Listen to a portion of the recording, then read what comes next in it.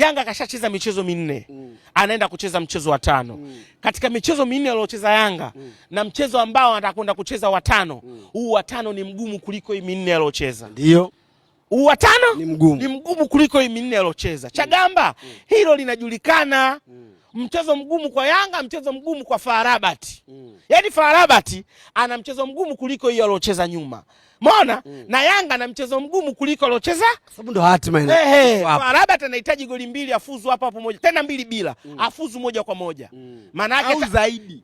Yaani akipata kuanzia goli 2-2, FAR Rabat kafuzu moja kwa moja. Ashinde kwa matokeo hata mchezo wa mwisho afunge goli 100, Yanga mchezo wa mwisho ashinde goli 100. FAR Rabat kafuzu. FAR Rabat kafuzu. Sijui unaelewa, wastani wa goli 2-2. Yanga anahitaji suluhu kwa FAR Rabat au ashinde.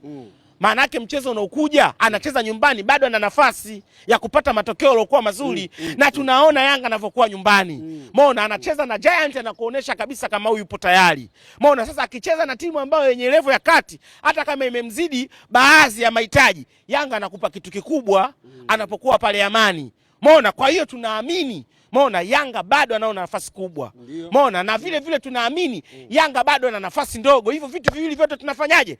Tunaamini, lakini Chagamba huko sio pa kugusa, kwa sababu sio sehemu sisi pa kwenda kujifichia. Sehemu palobaki kujifichia ni ndani.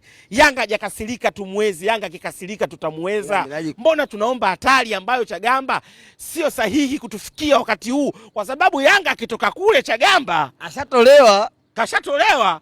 Chagamba, mimi nakwambia haki ya Mungu tunakimbilia kwa GSM, anaharibu ligi. Mimi nipo kwenye bango. Mjeni nipo hapa na kuhakikishia Yanga akitoka kule kakasirika. Hakuna sehemu pa kujifichia zaidi ya GSM, anaharibu ligi. Nipo na kuhakikishia kwenye bango la MJN hapa. Mabingwa wa bima.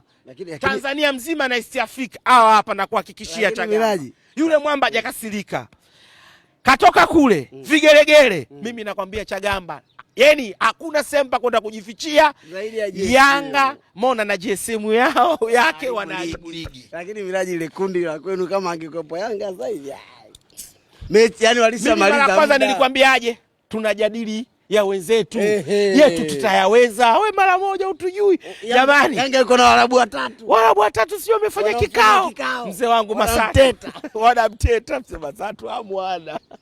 Jana kaililia mechi, mzee usiende. Alikuwa na hasira nayo. Mzee usiende. Wale wanayanga kwenye boti. Mechi, mzee usiende. Kaangalia nyumbani.